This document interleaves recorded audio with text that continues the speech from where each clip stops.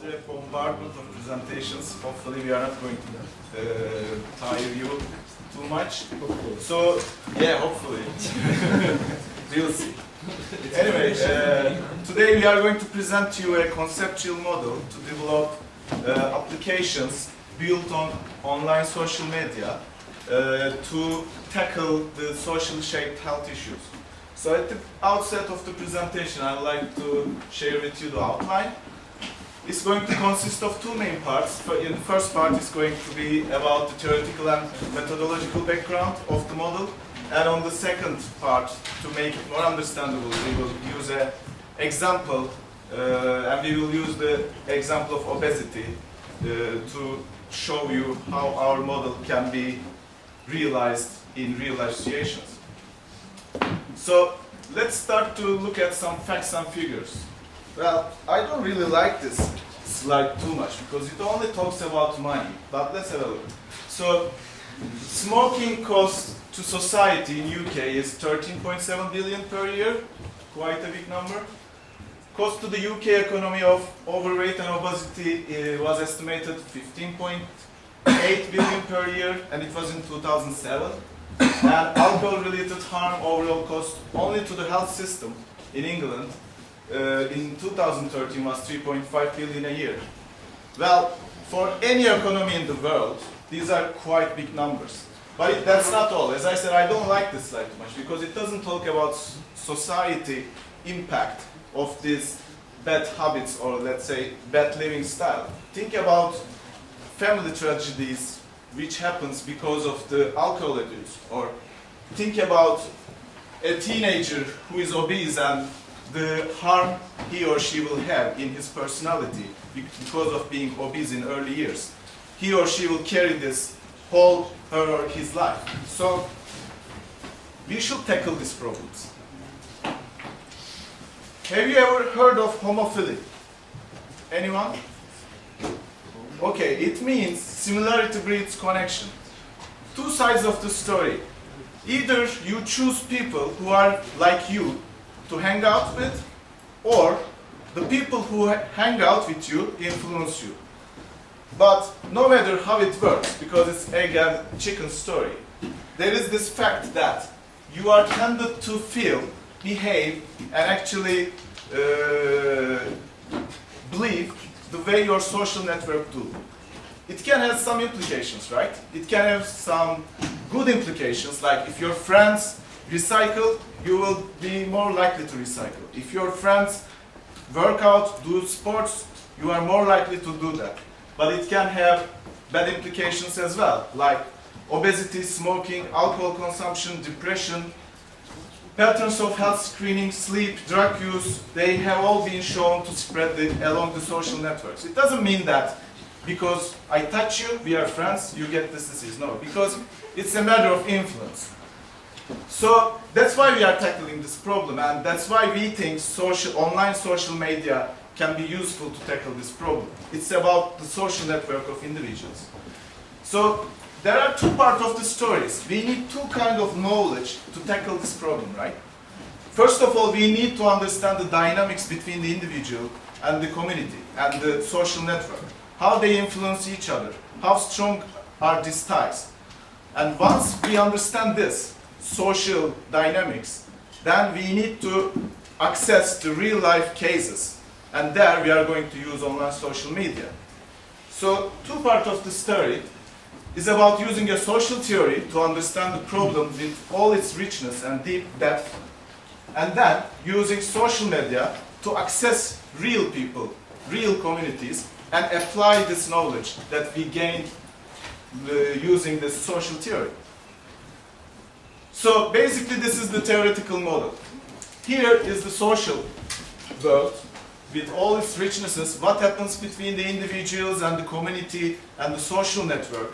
We try to understand the reasons of the problem, and we try to understand how we can improve the communities and the individuals. Because it's a social phenomena, we need a social theory. But we need to use the computer world. We need to make a translation to computer world in order to use the social media, right? So we use social network analysis to get access to real people and real life situations and analyze the data. The data is coming from social media. We use the user's data, of course, through the APIs, because many of the platforms wouldn't allow you to use their database directly. So we extract the data using the APIs. We analyze the data using social network analysis. But what do we analyze, what we measure, is totally informed by the social theory. That's why we have an arrow here. And then our algorithms generate an output. And this output, of course, the findings of social network analysis are interpreted again by our social understanding. And of course, again, many platforms of social media platforms wouldn't allow you to generate your custom output. You should go again through the APIs. That's why APIs feed the algorithms here through these arrows. And ultimately, to make a viable model, we feed our social understanding with our output. So, it's a bit tricky, but it's going to be more understandable, I guess, through the example. I will go quickly through this. Why we are using this particular social theory to understand the problem? Because for this theory, learning is not about putting some information in your brain. It's about becoming a certain person or to avoid becoming a certain person. So that's what we are trying to achieve, right? We are trying to promote healthy living, let's say healthy diet, doing sports, working out. So this has a power to see the world through this perspective. And also, this theory particularly focuses on community and individual separately and try to understand the connection between them. So it's quite in line with our purpose. And finally, what is our ultimate purpose as health systems in nations, in countries? We are trying to educate our people as in your presentation, in self-care. We are trying to make them people take more care of themselves. We are trying to promote healthy living among the society. So our purpose is to create and sustain a community of practice which learns and continuously defines well-being and healthy living. So that's why we use this particular social theory. And then why we are using social network analysis? Because it allows us to look at the relationships between the different actors. It has the ability to analyze from a network perspective, community perspective, whole network perspective. And it has the ability to look at the things from an individual perspective. So I can analyze UK youth, or I can analyze, let's say, a student Phil in UK. And of course it's suitable for computation and for using with social media data. And another tool this social theory gives us, it tells us if you want to create a community which learns, which increases the number of its members, and which redefines itself, which is dynamic, then you should provide the community members 3 tools, which are allowing them to engage with the community, aligning with the community, and imagination, which inspire them, which motivates them. So we should keep in mind these 3 modes of identification when we come up with functionalities of our application. If we manage to include all of them in a balanced way in our application, then according to the theory, we should be able to create a sustainable community which develops itself, which increases number of members. So let's look at through an example to make it more understandable. We will tell the story of Peter. Is there anyone whose name is Peter in the room? Okay, no offense. Good. So he's obese. Peter is obese. Although you will see the way we drove him is really slim, but he is obese. Anyway. Okay. So the rate of becoming obese is estimated to increase by 0.5 percentage points for each social contact that we have. Okay guys, so does any of you use Facebook at all? Anyone? Twitter? Anyone? Pinterest? No? Okay, well, we're going to use Facebook because the majority of people, use this social platform. Additionally, the users are very active according to certain statistics. they're very active on Facebook. So we're going to potentially use this social media. Well, here you see what I mentioned just a minute ago. We should come up with functionalities which address these three modes of identification. So we should allow the users to engage with each other and with the community. We should give them some tools which fosters imagination to inspire and motivate the members of community. And also we should give them tools, rules, text, illustrations, narratives, stories to align them, to make them believe in an aim, in a cause together, to sustain this community. And here are some suggestions that we come up with the functionalities. Some of them are really familiar with you, like interactive application board. Some of them are a little bit different, like somewhere around there, usually, yeah, anonymous initial membership kind of thing. These are all products of our production process of the application, looking at these modes of identification. And now we are going to focus on the technical side. So we are saying that we come up with these functionalities, but is it possible to do this? Let's say in Facebook example. And how we are going to use this technically? How we can use the APIs and how we can use the social network analysis to reach, to access real life people and real life situations. Okay, so this illustration represents some of the technical components. So we're going to use Facebook database, which will provide us with data about users. We're going to need algorithms that will produce an output, and we're going to use SNA as it is a good tool to understand network relations. So we're going to use Facebook APIs. Now, APIs stands for Application Programming Interface. Now, Facebook APIs is a data source and it's linked with social network analysis. Now, we can use the Facebook APIs to extract information which can be used in social network analysis. So we can understand connections between individuals or groups based on their interests that they have, such as whether they like music or food, going out, also location or gender. And the use of APIs, we can find connections with groups or individuals based on many issues that they have. So for instance, in our case, it's obesity. Okay, so this illustration represents how APIs would connect to algorithms. So potentially, we know that there is different types of API which collect a certain data type. So that means that we need to have an individual algorithm for each API, and then they would produce a certain result, and then all of the results would be combined in a meta-algorithm which will provide the output to the end user, and they would be able to make choices, potentially. So the type of APIs that we'll be using is Graph and Open Graph API, FQL, Keyword Insight, Chat and Analyst, and we'll be further elaborate later on in the slides when we link it together with the algorithms. Now, Graph and Open Graph API, they're both similar, and it's used to get data in and out of the Facebook social graph. So it allows users to post stories. So I'm guessing most of you here are on Facebook. So if you post statuses or post pictures or videos and whatnot, it allows for interaction with people to comment on it or whatnot, whether they like it or not. And it shares information with each other. So how this relates to us is it will allow for communication across all formats. So it will provide an in-depth view of someone promoting what they've been through, whether it be success or failure. So let's say the example we've got is Peter. So he started off being obese, but he went through being obese to coming out being a good side, becoming healthy.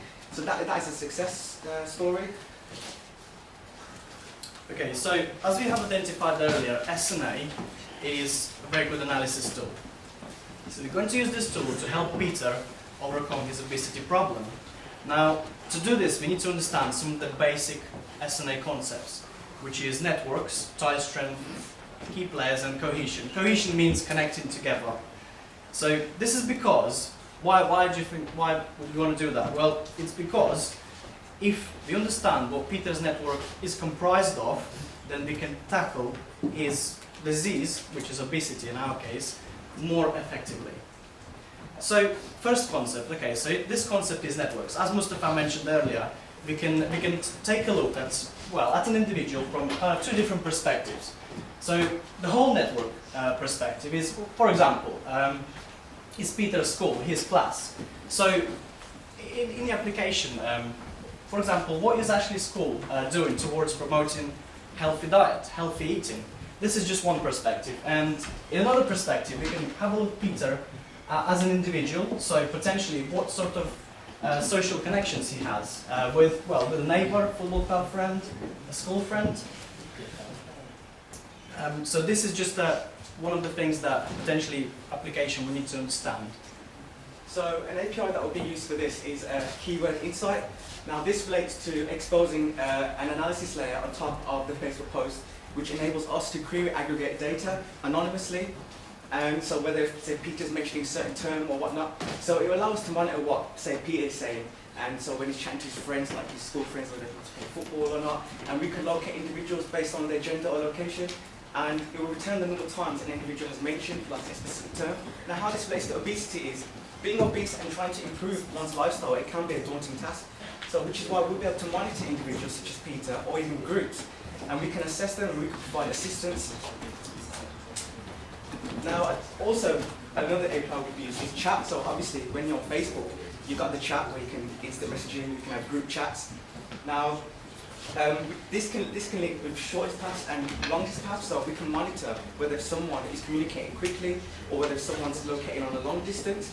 So we can monitor whether Peter is like communicating quickly or long, because maybe he's not interested, and we can identify Peter and say, well, why aren't you communicating as much? What's the issue? Now this can be integrated into the Facebook chat, into the app, allows for instant messaging, allows for long-lived conversations, and it will allow instant messaging not only with Peter and ourselves, but also with Peter and other people who are in the same situation in the app. So again, with Peter and his school friends. Okay, so tie strength. So why is this important? Okay, well, if the tie strength is really strong, okay, there will be a lot of similarities between connections, which results in a lot of communication and potentially a high number of mutual friends. And this is because close friends are more influential because they think in a similar way. Okay, so one of the ways that we can measure tie strength between Peter and his friend, well, let's just say Ben, okay, we can use these factors. So we can use a weight one. So for example, how frequently do they interact? So how often? Again, so what sort of things do they like? Do they like both unhealthy food, such as, fries? And additionally, how many friends do they have in common, which potentially like, either healthy food or unhealthy? Now, tie strengths links with tie strengths linked with API. So the frequency of interaction that relates to keyword insight. So again, monitoring what people are saying, what they're talking about. Now, identification of similarities and number of mutual friends between Peter and Ben, that relates more to SQL type. Now, this uses SQL-style interface to query data exposed by the Graph API. Now, it's used to query data, so we can retrieve information about users based on the type of data that they have. So, it's, for instance, like what Philip said, like whether they like food, fat foods, or whether they like football or music, whatever. So we can use the query to connect and identify individuals that are part of a certain database. So we treat individuals based on like locations of interest, and we can find the number of people that like certain things. And once that has been established, we can identify them, and we can find the connection between them, and that's how the group gets bigger and the cluster is formed. Okay, so another concept, key players. It's important to understand key players because they're likely to be the most influential in a good or bad way. So potentially promoting either healthy things or non-healthy things. Okay, so some of the components, some of the factors of to identify a key player is the degree. So this factor is used to identify key players. So you look at the number of people that's, let's say Peter can reach. Another one is betweenness, and it means whether an individual is in the middle of a social graph. So it's important to understand betweenness because a person is more likely to be a key player if he or she has high level of betweenness. So, for example, if you are here.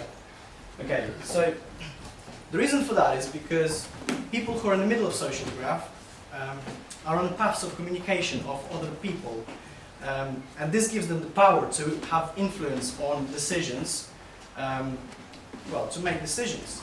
Another one is closeness, which means how fast an individual can reach others. So potentially if there's a promotion on unhealthy food, how fast will that message distribute? And another factor is eigenvector.